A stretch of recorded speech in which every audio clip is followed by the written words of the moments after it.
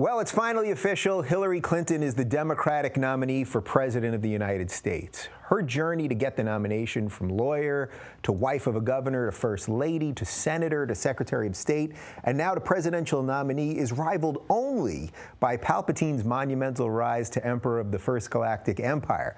Actually, if you look closely, they do wear very similar clothes, but I'm going to leave that comparison right there. So first off, I don't want to gloss over the fact that Hillary is the first female nominee by a major party to be president.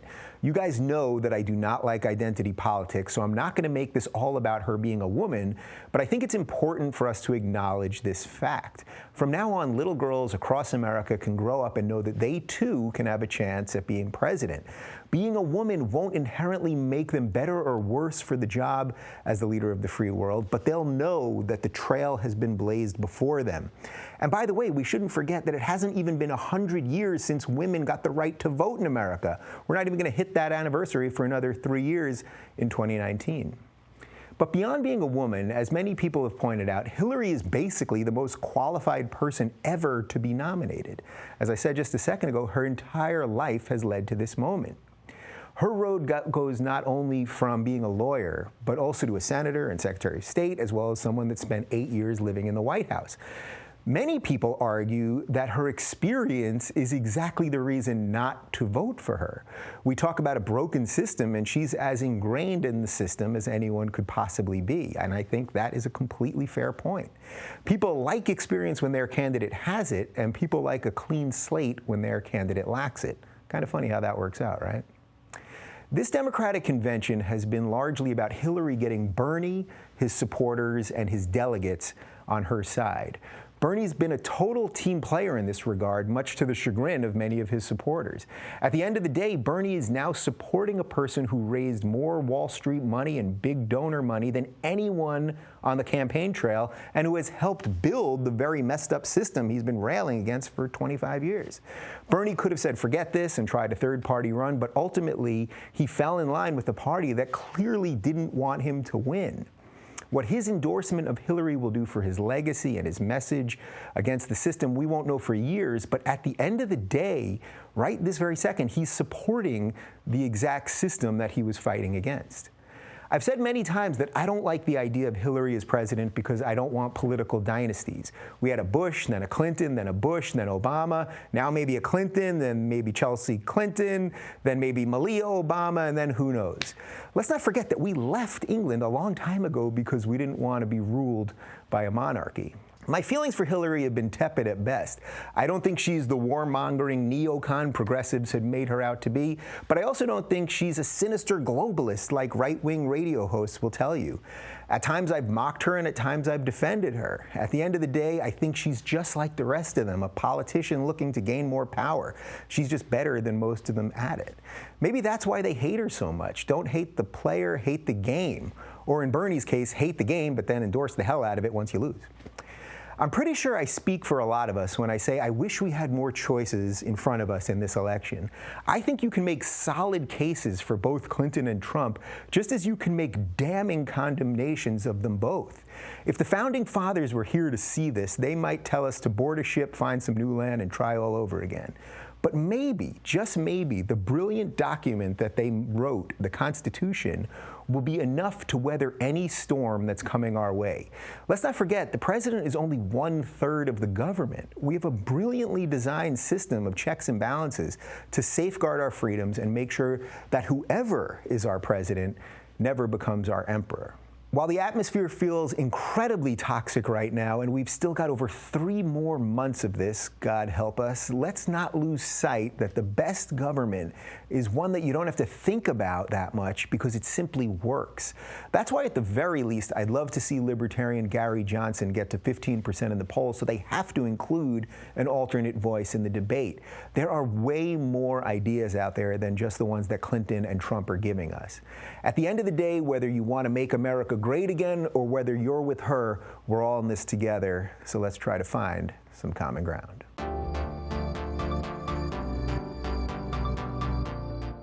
My guest this week is an author, a filmmaker, a former policy advisor to Ronald Reagan, and a guy who really, really doesn't like Hillary Clinton.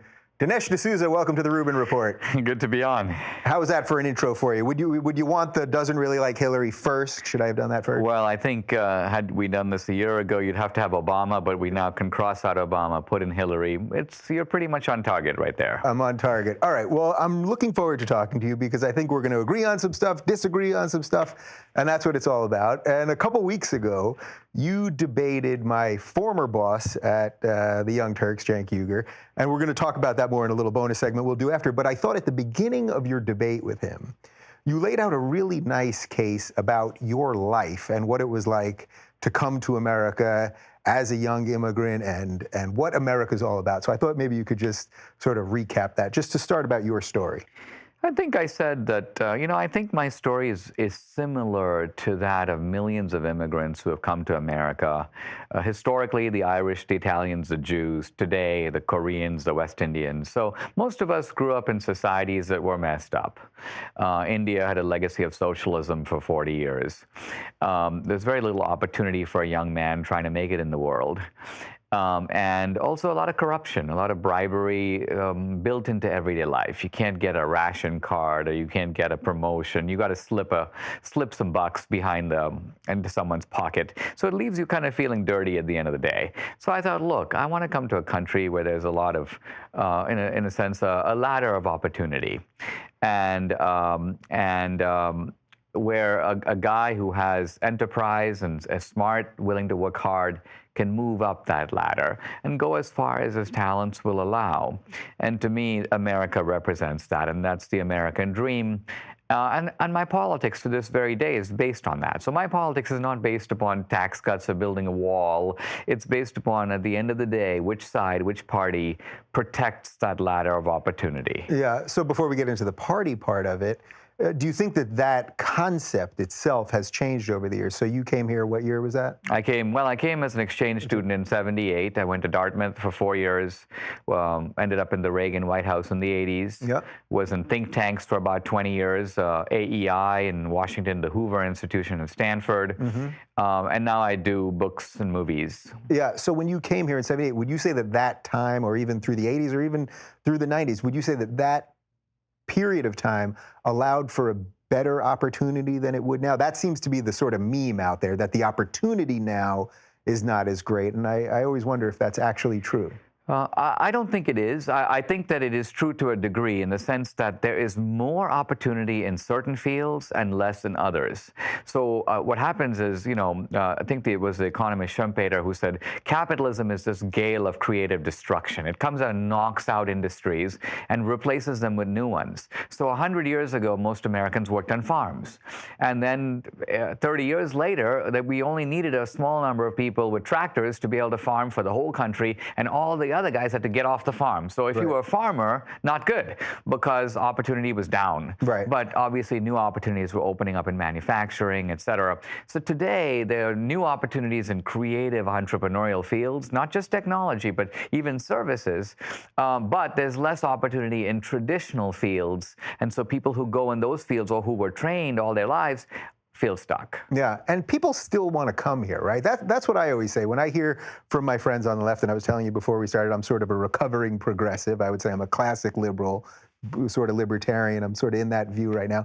But I always find that my friends on the left are constantly basically crapping on everything America's about. And for all our flaws, and we can discuss many of them, everyone still wants to come here, right? I mean, we're not disappearing from America, right? People still want to do better here. Well, I call this the multicultural fallacy, which is that all cultures are equal and that no culture is better or worse than any other. Well, frankly, if that was the case, no one would ever immigrate to some other place, because it's really hard to leave your family and all the stuff you know, and your life and your school and your friends.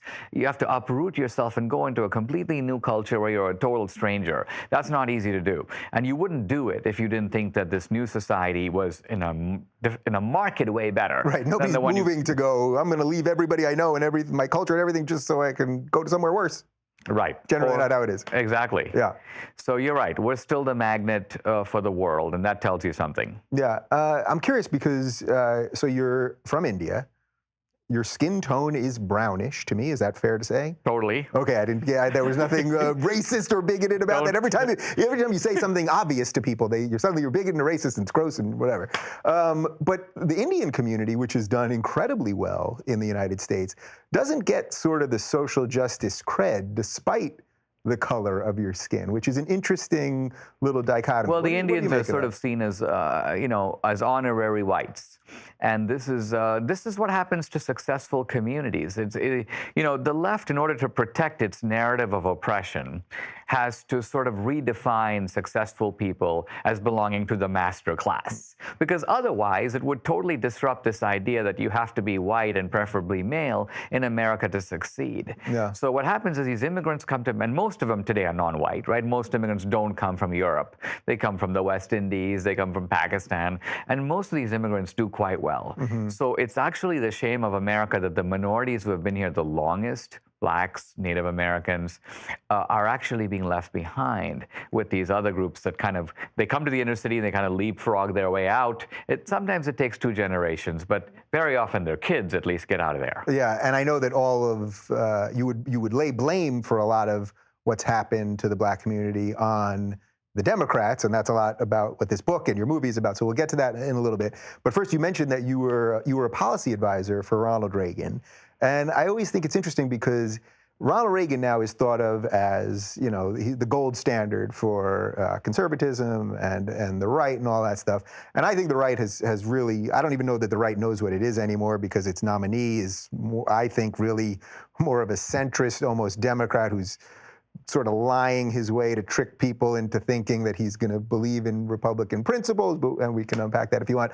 But tell me, what was it like working with Reagan and in that way? Was it as magical as everyone would make it seem? Well, the thing about Reagan was, on the face of it, he was ridiculous. I mean, here was a guy who sort of put in a short day at the office, was always joking around. It was difficult to take him seriously.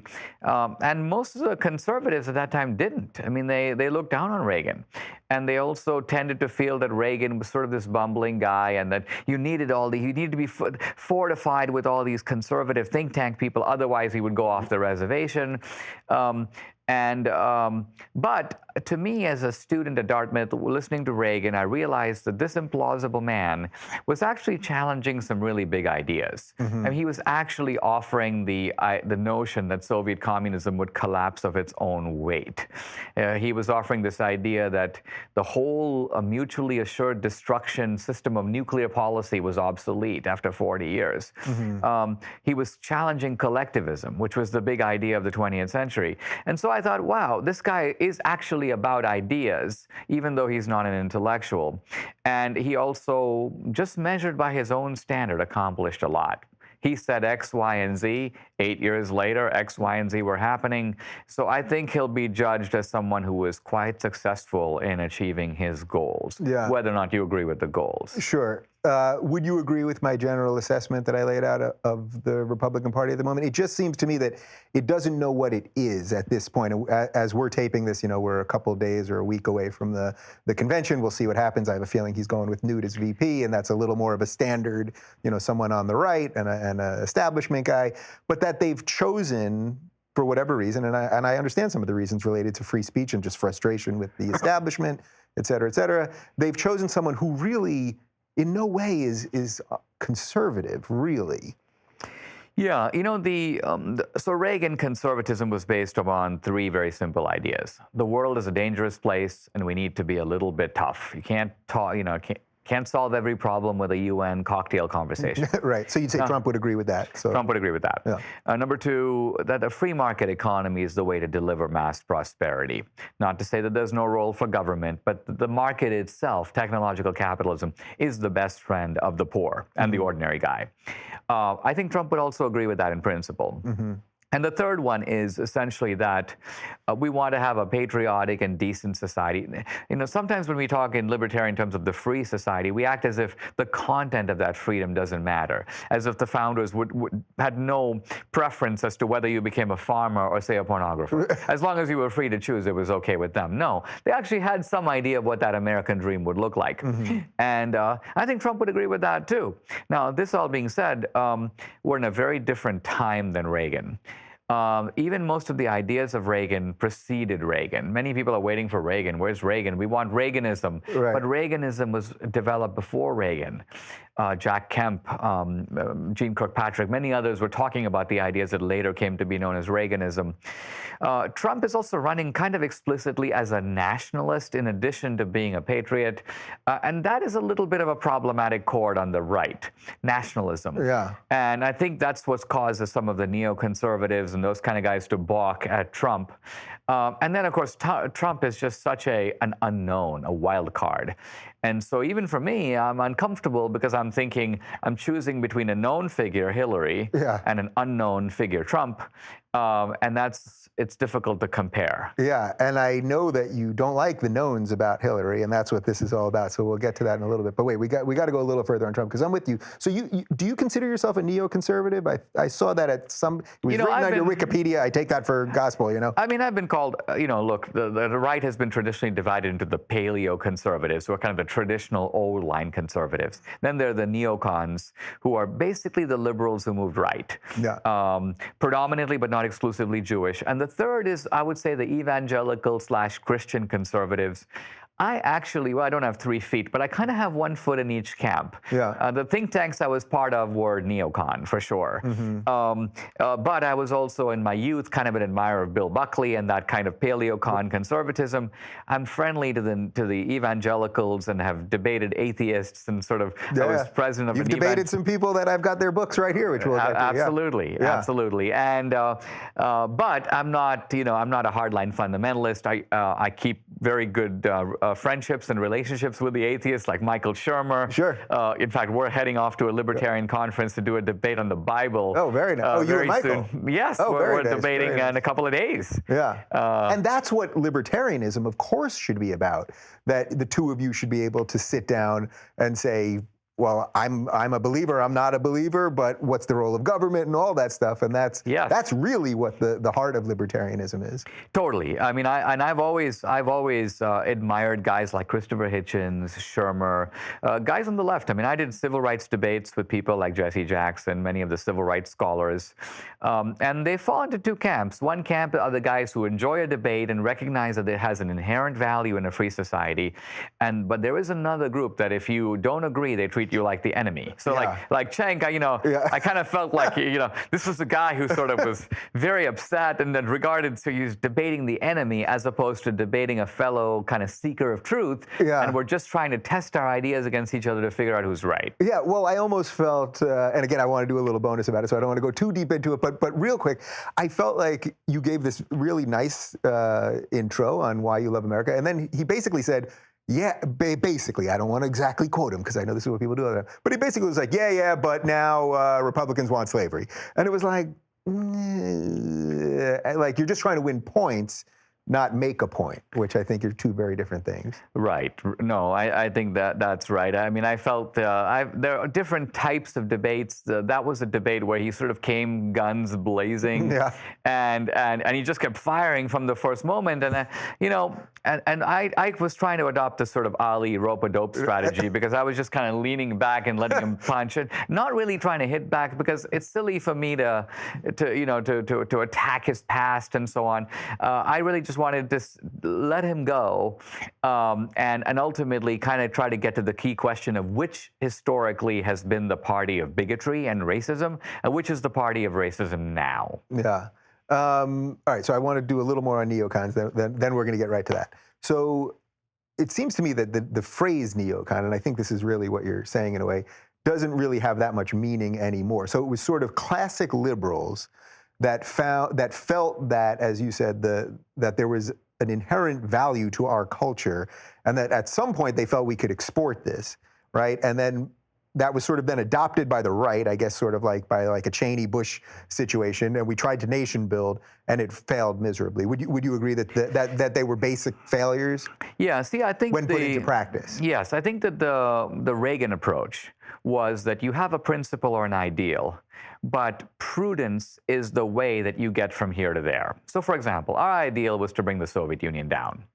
But when the Soviet Union invaded Afghanistan with 100,000 troops, Reagan did not send 100,000 troops to push him out. Reagan basically told the Afghans, you fight, we'll help. So you go on the front line, you defend freedom, it's after all your freedom, but we'll give you some Stinger rockets to shoot down Soviet helicopters. This is called using prudence as a means to get to your end. Now contrast this with George W. Bush.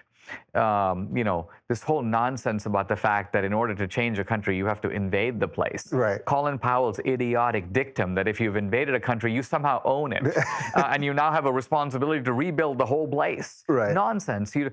Politics is driven by the lesser evil. If you get a bad guy out in power, your only responsibility is to put a less bad guy in his place, ideally a less bad guy who's friendly to you, so you can actually do some business and trade with him.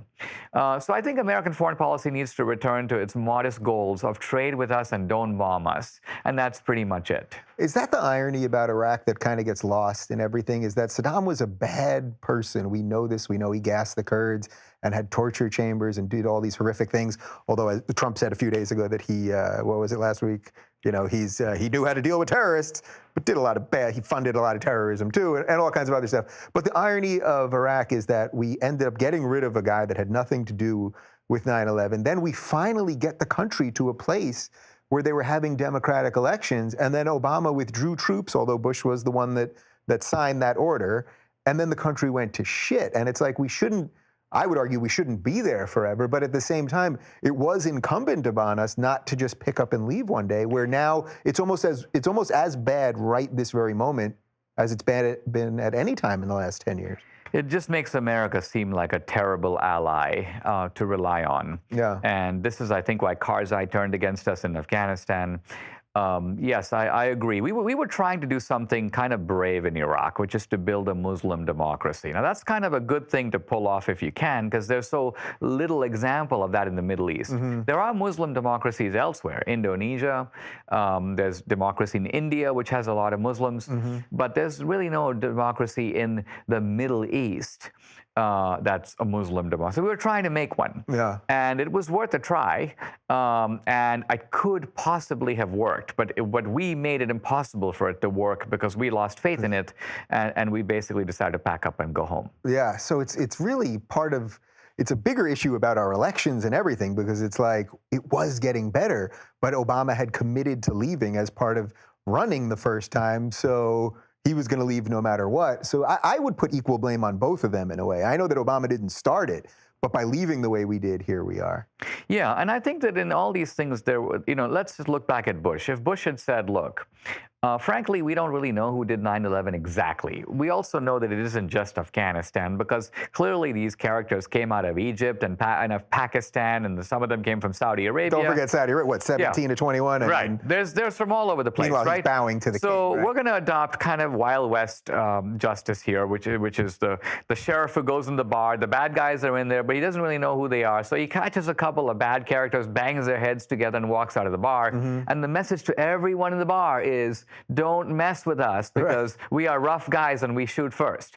Now, if Bush had said that to the American people, most people would go for it. We don't care if Saddam Hussein did 9/11. Just go over there and grab some bad guys and bang their head in the ground. Yeah. But Bush didn't do that. He came up with this big elaborate, weapons of mass destruction. So this is sort of like the cops who say, there's drugs in your house. I'm going to break down your door. Well, if you're going to break down my door, you better find some drugs. Yeah. You don't find drugs, it's going to look pretty bad. Yeah. And that's what happened with us in Iraq. The moment that we couldn't find those WMDs, the whole operation, I think, lost credibility. Yeah. So all that said, right now the Middle East, it's hard to tell if it's in the worst meltdown it's ever been, or now it sounds like Egypt's a little more stable and they're one of our allies, and Jordan seems a little more stable, but Syria certainly. I mean, the whole place. What would you, as someone that sort of has the philosophical underpinnings of a neocon, but I hear what you're saying. You're not for invading places to give them democracy. What can you then do that would be more in the Reagan line of thinking to fix some of this stuff, like Syria, for example?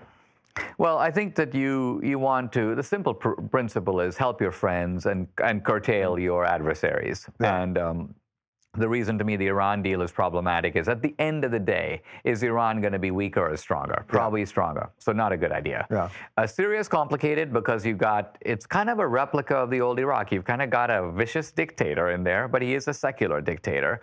And you've got some bad guys in the opposition. Typically, the problem has been that if the opposition wins, which of that group is going to take over? Is it going to be the little Al-Qaeda ISIS group? What happened in Afghanistan, we kicked the Soviets out. Very good result. But then the Taliban, the most ruthless and fanatical of the opponents, they come in and take power. So we helped the Afghans kick the Soviets out, but we did no management after that. Right. We just let a group come in that was as hostile to us as the Soviets would have been. So basically, we take a failing store, we like put some paint on it for a little bit, but then we kind of just cut and run when trouble starts. That seems to be a bit of a theme here. It's a theme. Now, the world's a dangerous place. We can't fix it all. I don't think we should try to. So where do you draw that line? Because I think that's an interesting place. That look, I have a lot of friends on the left that'll say, you know, we should do absolutely nothing in Syria.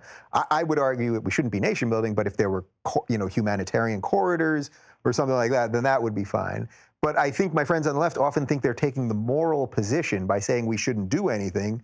Meanwhile, 300,000 people are dead in the last 5 years or something to that effect? Yeah. So that never strikes me as the moral position. It strikes me as sort of, the ostrich with the head in the sand position. Yeah, this notion that sort of moral positions are held abstracted from the conditions in the world, I think is foolish. I mean, we were right to ally with Stalin against Hitler. Now, Stalin was a really bad guy, but Hitler was worse and posed a bigger threat at the time.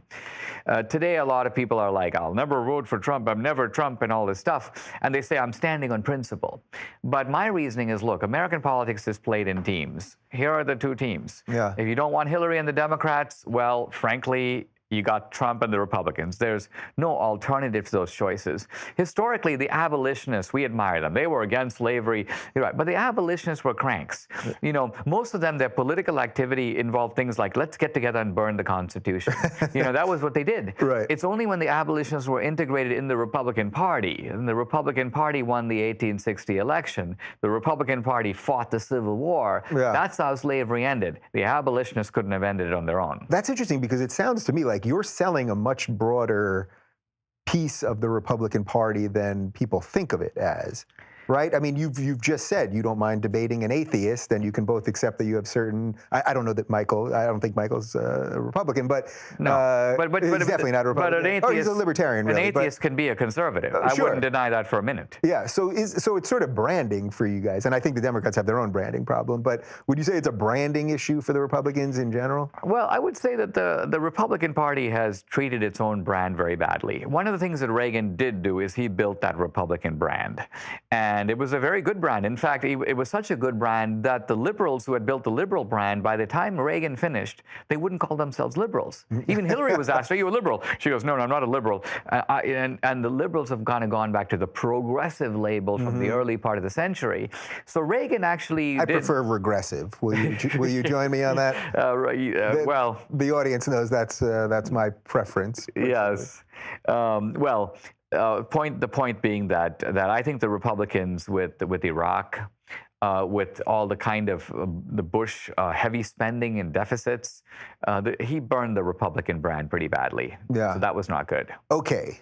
Now let's get to the Democratic brand, because that's really what this book and the movie are about. It's called Hillary's America. And by the way, the picture that you have of here, she looks very Emperor Palpatine from Star Wars. Was that intentional? She always wears those outfits that make her look like Emperor Palpatine. My take on her was that she looks very Evita-ish. Remember the Evita? Yeah, there's a picture in the book, yeah. Yeah, there's a picture of Evita, and the Evita, the Perón Foundation, the Clinton Foundation, this sort of notion of reigning imperial over a country, third worldizing it a little bit. Here's a good kickoff point for this whole thing, because Reagan once said, "I didn't leave the Democratic Party, it left me." And the hidden implication of that is, or not so hidden, the Democrats have been good guys. It's only recently, let's say with the 60s or McGovern, that they went off the tracks. So I'm actually, with this book and this movie, Hillary's America, I'm sort of breaking with Reagan. I'm saying, you know what? No, there actually is a very sordid history in the Democratic Party that goes back 150 years. These were never really the good guys. They sounded like the good guys, and they always understood the importance of justifying very bad things by appealing to something noble. Even during slavery, they tried to do that. But if you strip away that kind of veneer, you realize that there's a lot of bad stuff going on. And so that is laid out rather uncompromisingly in the book and the movie. Yeah, so I want to get into some of that. It's funny because a lot of people say to me, I say I'm a liberal, and they say, well, we see you shifting to libertarianism. And I've realized over the last year or so that most of my liberal positions, whether on gay marriage or marijuana or whatever else, I can rationalize through a libertarian lens. You know what I mean? It's the same rationalization, which is why classic liberal and libertarian are kind of the same. But I did see, which is what you just quoted Reagan on, I've seen the progressives leave me. My views are the same. They're the ones that went that far with free speech and all this stuff. And it's like, I'm trying to pull you guys back, but not much more I can do. Yeah, the progressives, I think, when we look back at the 60s and the free speech movement and the Berkeley Barb and all that kind of stuff, it turns out that free speech slogan was somewhat tactical. Because it's one thing to say, I believe in free speech, and so you better give me my free speech. And frankly, if our places were exchanged, I would give you your free speech. Right. As opposed to, you give me my free speech because I'm on the outside. But if I were on the inside, I'd be doing exactly what you're doing and block you from having a say. Yeah. And so that's where there's a parting of the ways, and the libertarians come onto one camp, the true liberals, the classical liberals. Yeah. And you may say the progressives and the leftists fall into a different camp. So basically, when you're talking about the inside and the outside, you're saying, because they're using the suppression Olympics thing, right? So that if you are black or Muslim or whatever, wherever they're putting you in all of these things, and as you said before, as Indian, you're sort of off the chart because your community has done really well in America. But I think you would also argue that there are truly systemic reasons funneled through the Democrats that have left Black America behind. And yeah, we're having about. This big debate about Dallas, and interestingly, the debate is sort of between the people who say it's the gun or it's the cops, and on the other side, the people who say let's look at the ideology of the shooter, let's look at his motives, he was a radical Muslim, and so on.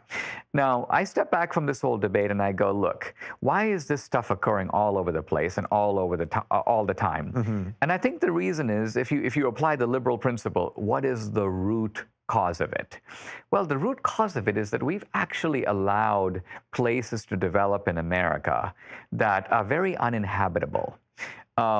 You can almost say that it would cause PTSD to live in these places. I mean, just imagine you walk around Oakland or inner city Baltimore, Detroit, Chicago, even Dallas. Yeah. These places are horrible. I mean, I grew up alongside very poor, I was middle class, but poor people in India. But those people are not, they're poor, but if you gave them opportunity, they'd be fine. Yeah. That's because their families are intact and they know the value of hard work. There just aren't jobs and opportunity for them, but they're fully prepared to take advantage of it. On the other hand, we have created places in America where there's not only no jobs, but there's no education, there's no family structure to incubate the kind of values that enable you to be a successful citizen. It's very unsafe and dangerous. So how do you grow up normal in places like that? You don't. So this is what I call the urban plantation. And this is going to be one of the controversial ideas in the book, because in the past, some people make facile analogies between slavery and what's going on now. I basically make the same analogy, but not in a facile way. I actually say that if you look at the slave plantation, ramshackled home, and no family structure because people are being bought and sold, and it's dangerous and it's risk, and there's incredible punishments for falling out of line. But there is health care, because if the kid gets sick, they call the doctor, and there is a lifelong Social Security because the slaves are provided for life. it's not all that different from there to the urban plantations, with the only difference that the people in the urban plantations keep voting for it.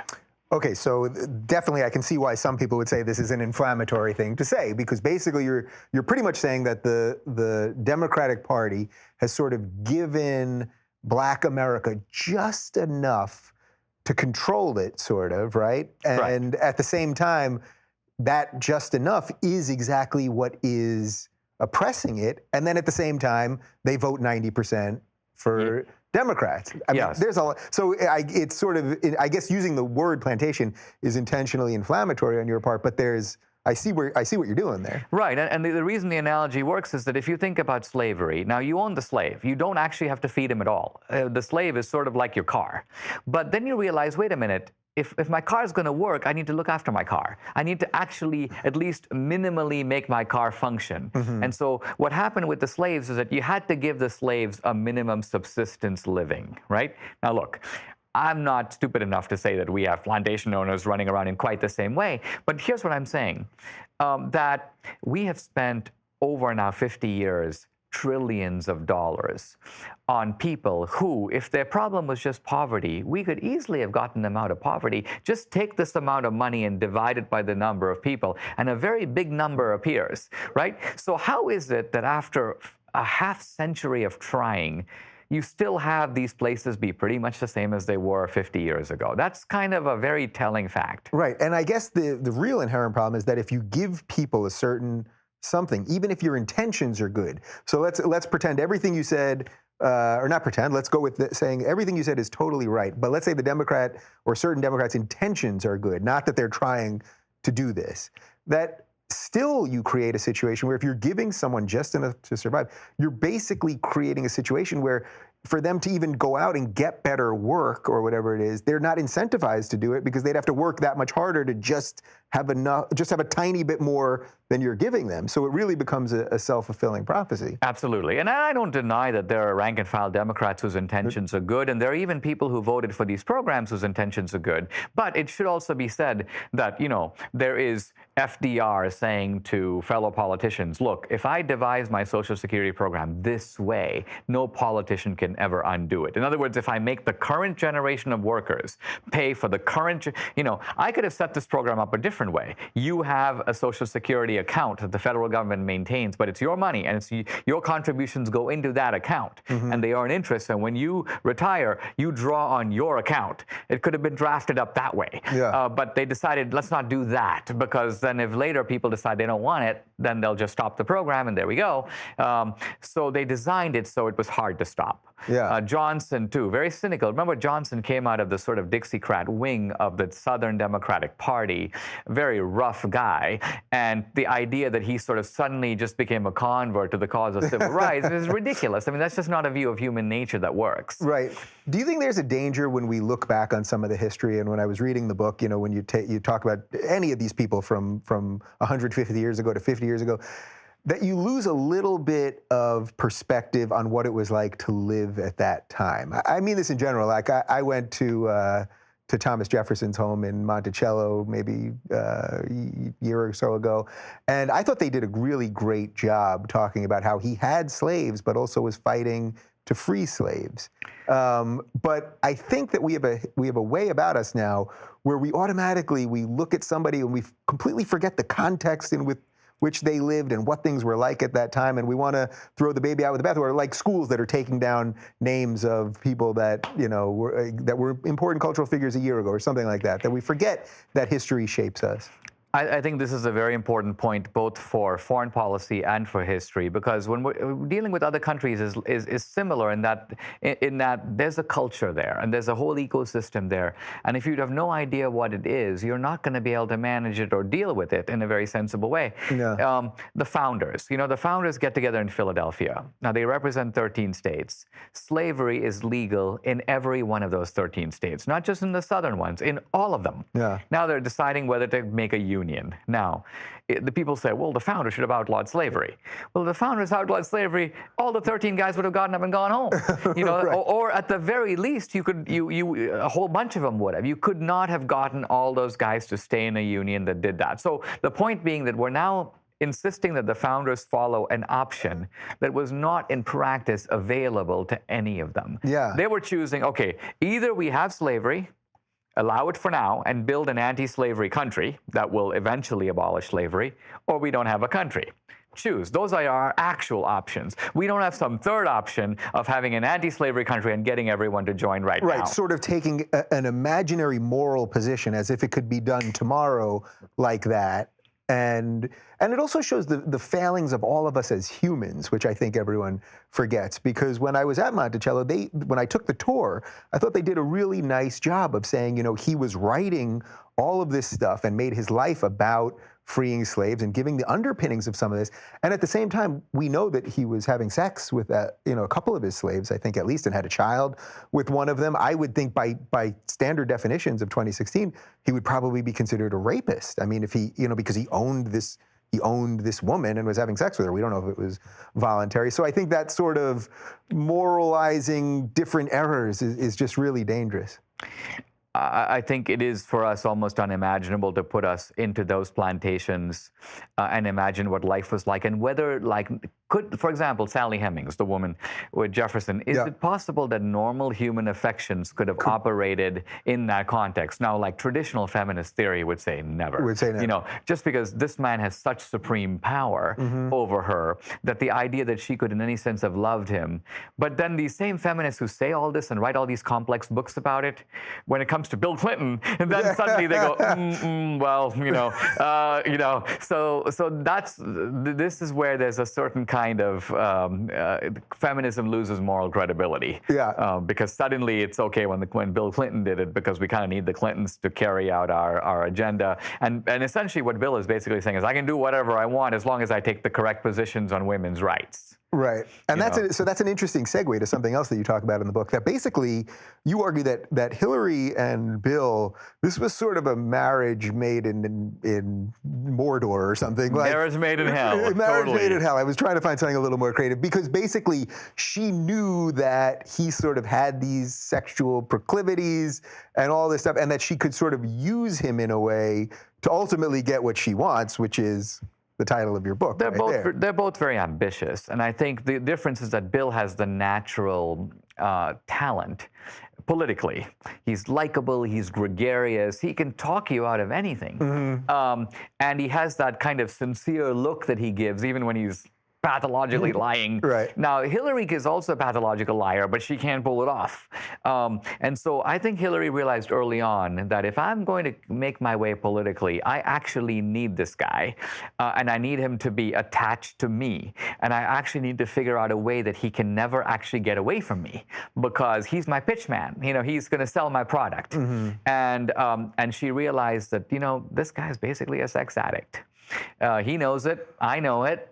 And the only question is, how can that now become the basis for a very peculiar type of marriage? And I think that the reason it did is basically Hillary says to Bill, okay, Bill, listen, I will become the manager of your sex addiction. Yeah. I'll make sure it doesn't kill you politically. Because the truth is, Bill's in Arkansas. I mean,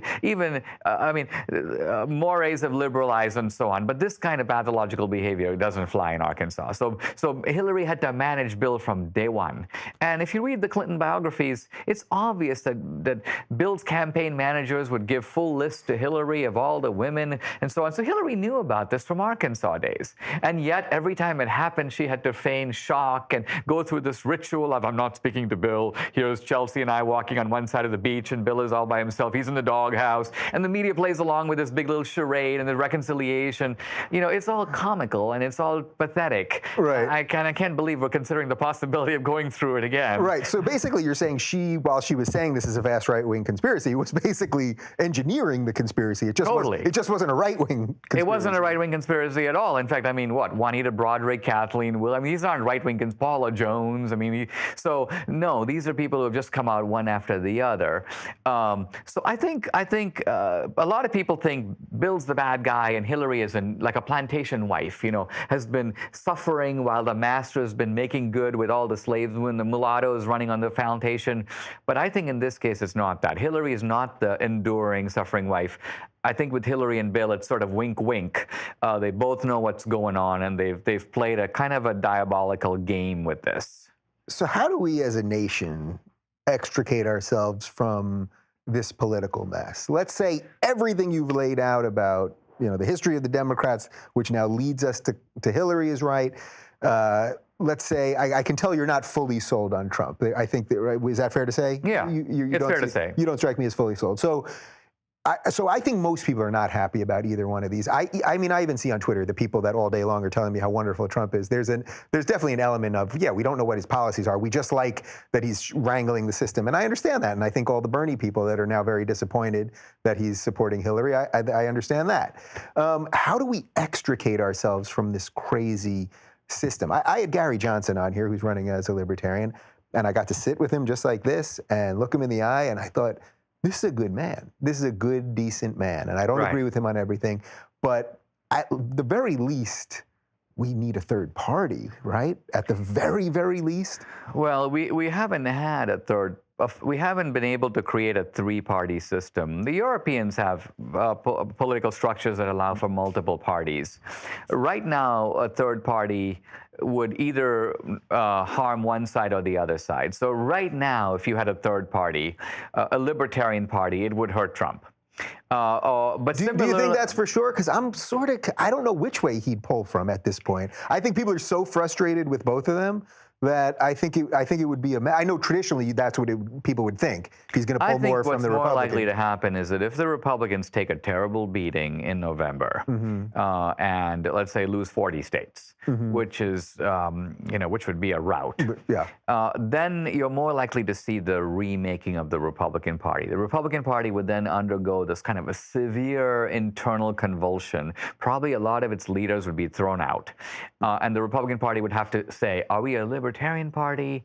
Are we a social conservative party? What are the elements that define us? It's kind of the crisis that the Whig Party went through in the middle of the 19th century. And essentially the Whig Party collapsed and you got the Republican Party, but not a three-party system. The Republican Party replaced the Whig Party and became the main opposition party to the Democrats. Yeah. So all that being said, I mean, how do we do it? How do you actually get another party? And I get what you're saying, that maybe we just need to replace one of these parties.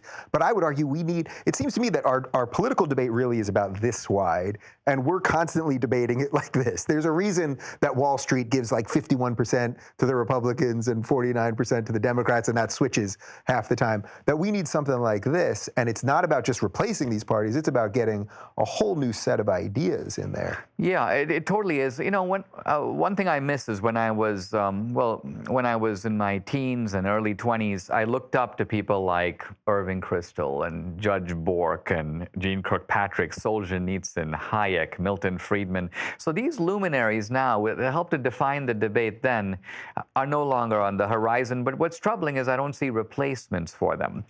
It was also the case when I was at AEI, the American Enterprise Institute. We would have conferences with the Brookings Institution, which was our counterpart on the left.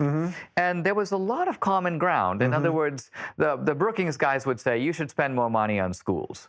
And the conservatives would say, all right, we'd consider doing that if you'd consider imposing more rigorous academic standards.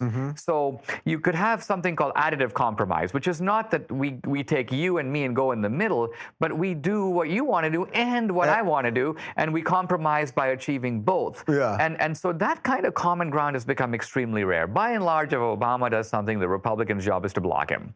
And I think part of the reason for that is the belief that what Obama wants is actually fundamentally not where we want America to go. It's not the case of two people who agree on a goal and are only disagreeing about means. It's like one guy wants to go to Chicago and the other guy wants to go to Maine. Right. So you don't want to end up in... So why would you possibly board his bus?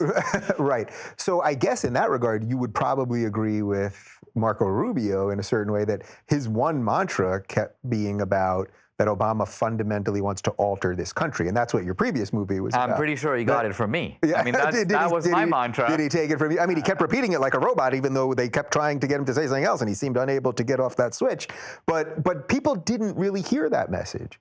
No. And I think it was the wrong time and place. I mean, look, Obama's basically run through his course. This is an argument that's not intuitive, because we always assume that our presidents, we elect them to do the best for the country. We assume that they mean well. And I think Obama means means well in the sense that, unlike Hillary, he's not president to make money. He's not trying to enrich himself. He has ideological goals. Now, I think the ideological goals are bad, but they're still held sincerely.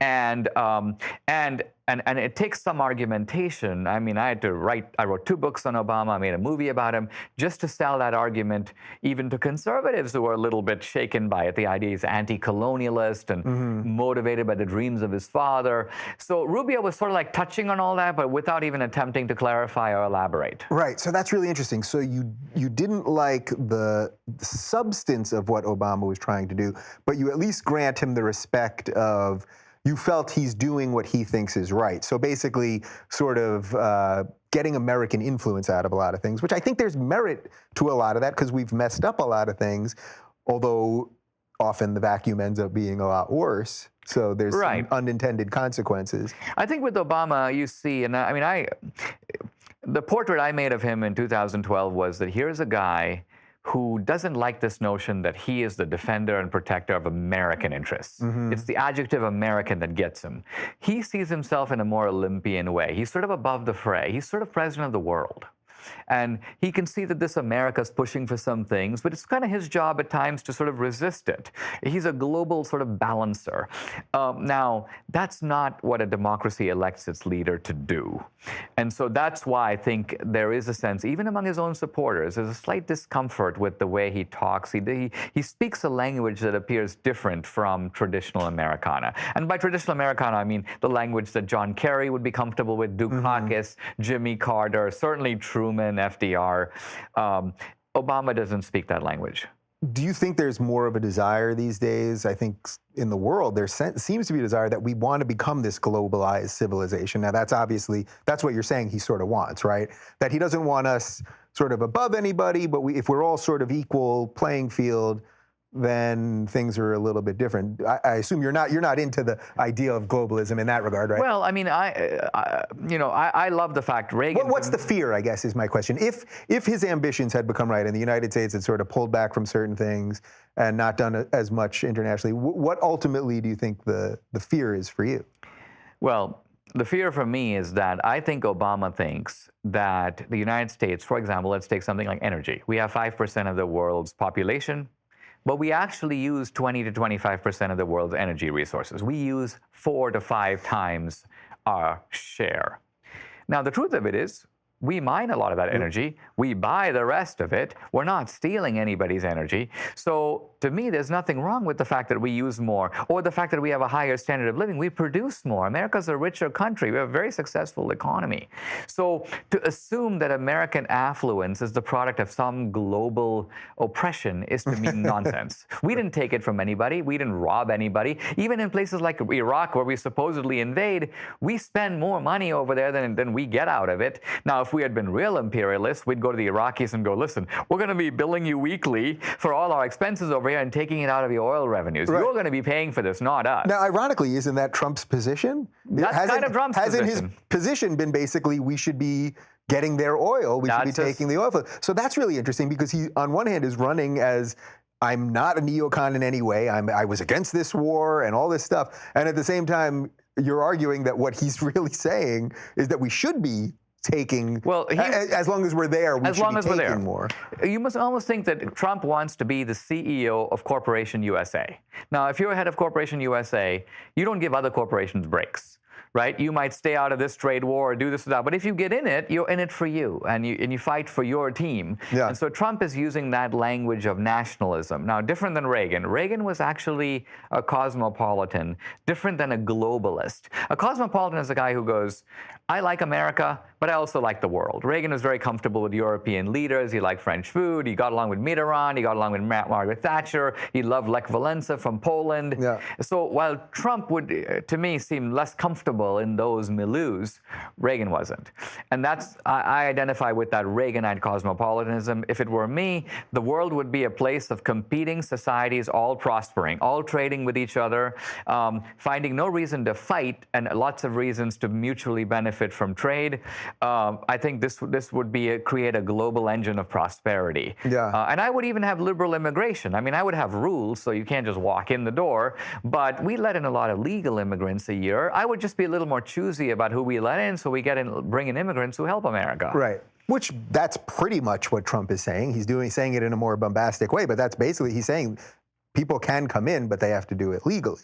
Right. Whether we trust, I mean, my issue is that I just don't know that I have any reason to trust our authorities that are doing this, that not trust their intentions, but trust their qualifications and their training to know that we can let in the right people. Well, terrorism has changed the game a little bit because now we have to have this elaborate vetting process. In the past, it was simply a matter of, do we want more doctors? Do we want more maids? Do we need more agricultural workers? It was kind of a simple, what does the country need financially? But now it's also become, how do you create a net so that the few bad guys that are going to try to sneak past it get blocked? And that's not easy to do. Yeah. So in terms of the immigration thing, I mean, what would you say? Because to me, it's a two-pronged thing. There's a cultural problem and there's a religious problem. I see those things, and those things I think are intertwined at many levels. But where do you think we should be let? I mean, I don't know how many people we're letting in right now. We let in about 1 million legally, but we let in an unknown number illegally. Yeah. The Islamic problem that Trump has talked about is, that the problem with the Islamic population is out of 1 billion Muslims, you have a fairly large number that are sympathetic to radical Islam. This is based on the Pew studies and the World Values Survey. Also known as gross and racist, depending on who you're talking to. Okay. Well, we're not saying that these are all terrorists, but we're saying that these are people who, if you said Hamas, they smile. Hezbollah, yeah. They like it. And this population could be 25 to 30% of the 1 billion people. So that's 250 million people. Now, this is not the same as any other group. I mean, you just can't find that many Buddhists or Hindus or anyone else that shows. So there's something toxic about what's going on in the Islamic world today. Yeah. Again, I don't think it's due to Muhammad or the Quran. It's due to something that's happened politically in the last 50 years. But here it is, and it's a reality. And so the truth of it is you're much more likely to have problems from a terrorist point of view with the Muslim population than you are with anyone else. Just a matter of the odds. And the question is, how do we deal with that? So I would argue that if you were to look at 3 books, anyone that took the big 3 monotheistic books, that anyone that took any of these books literally, there is a tremendous amount of violence in all of them. But you have to look at the ideology because only one of those big 3 religions right now is acting out on it. So I don't mind what the books say because most people think they're metaphors or allegories or whatever. But if one group is looking, one subset of one group, just to be fair, is acting on stuff literally, then that's the inherent problem. So I don't mind the books as much as the people that act on them. Well, as I mentioned, so Sherman and I are going to debate the Bible, right? Yeah. So right away, he's going to come out and start reading passages in the Old Testament, stone your kids, and this sort of thing, and all this sort of stuff. Adultery is punishable by death, and so on. Okay, number one, I don't think we have good evidence that even the ancient Hebrews stoned their kids. Right. Second, there was a debate in early Christianity between the apostles on one side, many of them, and Paul on the other, about whether the Christians should follow any of that stuff. And Paul won that debate, and the Christians decided, no, we don't have to follow the Jewish dietary laws. We don't have to follow their codes. Now, we follow the 10 Commandments, but we don't have to follow all those other rules. And so this is not some 19th or 20th century innovation. From the very beginning, Christianity goes, we're not doing that, right? So there it is in the book, and it is incorporated into the Bible. But on the other hand, it's not read as a code. It's read as an indication of how the people then lived under those codes. So I think I assume a certain amount of sophistication has to be applied to the Quran as well. There are the passages from Mecca, the passages from Medina. Muhammad said one thing when he was winning, another thing when he's losing. And so different Muslims read those passages differently. And also in the world, I mean, by and large, I would not feel unsafe if I walked on the Muslim streets of Indonesia. The Indonesian Muslims are by and large not blowing people up. I would feel a lot less safe if if I were today walking, let's say, for example, in Iran. Yeah. There are Muslims in both countries, but their historical, their history is different. Right, and that's where everyone gets so confused on. I mean, there's nationalities, there's ethnicities, there's the Sunni Shia divide. I mean, all of this stuff, and people want to paint everything with such a broad brush. It's kind of ridiculous. All right, so we don't have a ton of time left, but so I do want to hit on the atheism thing a little bit. So you've debated Michael Shermer, who I love, and you've debated David Silverman, who's also been on the show. Both of them, I think, view their own atheism slightly differently than each other, which I think is interesting. Are these debates purely intellectual for you, or do you have a sort of not a vested interest, but some sort of interest in actually trying to show Michael, if you're sitting across from him, no, you're actually wrong on this? Or is it really just the intellectual funness? No, I mean, I sort of rediscovered my Christian faith in adult life. I was actually a very lukewarm, social type of Christian for most of my life, and I became more interested in it as an adult. I became interested in it less as an explanation of the world and more as actually a way to make your life better. And one day I was watching TV and I look and I go, wow, there's Christopher Hitchens, whom I know him from DC. Yeah. I actually once debated Hitchens on socialism in the late 80s. And there he was debating some pastor from Birmingham and just flaying the guy. Yeah. And of course, it was partly because the pastor went to divinity school and only knows the Bible, and Hitchens knows history and philosophy and literature and so on. And so I'm like, that's not a fair fight. So I kind of email Hitchens. I go, Hitchens, stop this. Come on, debate somebody your own size kind of thing. And I offered to step in the ring with him, to which he happily took me up on it. So we started doing these debates, and they were a huge success. I mean, you couldn't keep people away. And we did 10 of them, 10 debates. And then I debated Sam Harris and some of the other guys as well. And I find that the atheist community, it falls into different camps. I mean, they're all very different. You get the idea from a Richard Dawkins that the reason he's an atheist is that he's a true scientist, and he's sort of looking for evidence out there, kind of like the Soviet cosmonauts who would go up into space and go, okay, report from here, no God ever found up here, we don't see him up here, that kind of thing. Right. That type of reasoning. Now, a guy like Shermer is more complex, because with Shermer, he'll say, well, I used to date this girl. We were in love. We were going to get married. And then she had a paralyzing accident. And so both of us prayed to God, like, God, come on, help us out here, cure her. But she doesn't get cured, or she dies. And he goes, that shook my Christian faith. So this is different. To me, this is not atheism. This is sort of like wounded theism. It's sort of like, God, it's not that I don't believe in you. I'm a little ticked off at you. I don't think you're running the world very well. I'm not sure you're all that just. See, this is a more complex atheism that, say, a Nietzsche would have been really interested in. And it's very different than the sort of just scientific atheism, which is that, hey, I don't see evidence for a God. Right. So I think when you're talking about the scientific atheism, you're sort of talking about new atheism, which I don't even like that term, because to me, new atheism means just atheists who are speaking up. And I keep seeing them being attacked by the left, which makes no sense to me either, because these should be their natural allies who have no problem attacking Christians constantly. But new atheists, or whatever you want to call them, speak up about Islam, and that freaks out the left. So we end up with all these strange connections. I mean, I would say that for me personally, and I've talked about it on the show before, I'm not a believer, but I don't care what anyone believes as long as they're not trying to chop off my head. If you want to, in the privacy of your own home, believe whatever you want, and you're not trying to legislate on that, then I wouldn't have a problem. But would you say that some of the things that you care about in terms of laws are framed by that?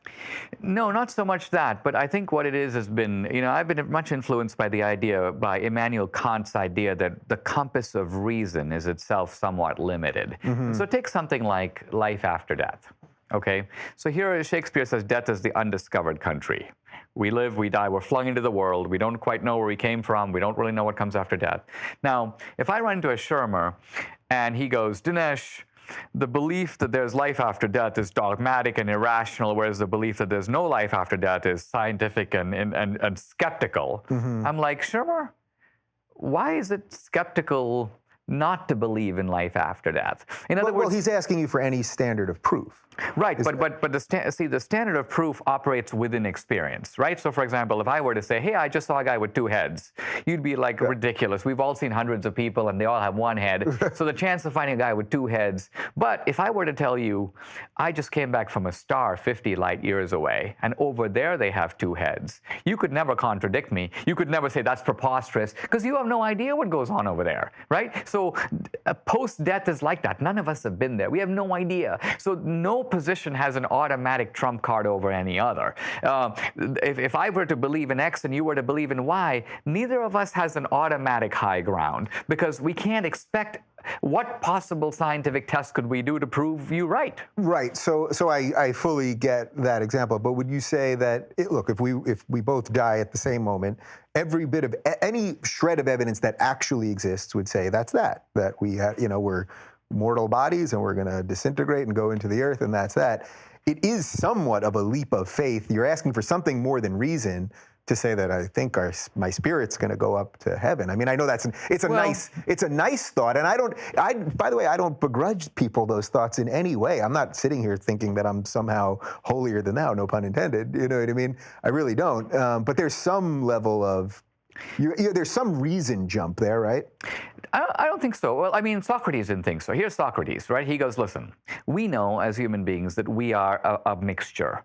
We are a mixture of the physical, and we are a mixture of the non-physical. And by the non-physical, he's not talking about religion. He's saying consider a thought, right? What is its mass? What is its size? You can't think of a thought in any physical dimension because it's not a physical thing. Think of an emotion, love, hatred, envy, So he goes, we know as human beings, we got physical stuff and we got some non-physical stuff going on, immaterial stuff. Now he goes, when we die, Socrates, he goes, it's obvious that the physical stuff will disintegrate. He goes, but what about the non-physical stuff? He goes, I think that the non-physical stuff will endure. It will continue. Why? Because it doesn't have the same perishable sort of expiration date stamped on it. Now, to my knowledge, no one has ever refuted this argument. No one has actually proven that non-physical stuff requires physical stuff, even in other worlds, in order to endure. So I just think, philosophically, if we look at the Greeks, the Romans, even pre-Christianity, all this stuff is there to be thought about. And the beauty of a good liberal education is you're exposed to it, you get to think about it, you realize that there are things that you thought were obvious that are less obvious when you reflect upon it. I go into these debates like that. I never quote authority, sacred scripture, the Bible. This is what it says. Yeah. I argue on the basis of reason alone. That's why I've thoroughly enjoyed this conversation, and that's why I can enjoy having a conversation with Michael Shermer, who would take the other position, and that's a beautiful thing. All right. Well, you guys can check out Dinesh's movie, Hillary's America. It's in theaters right now, and the link to the book is right down below. Thanks for watching, and we'll do it again next week.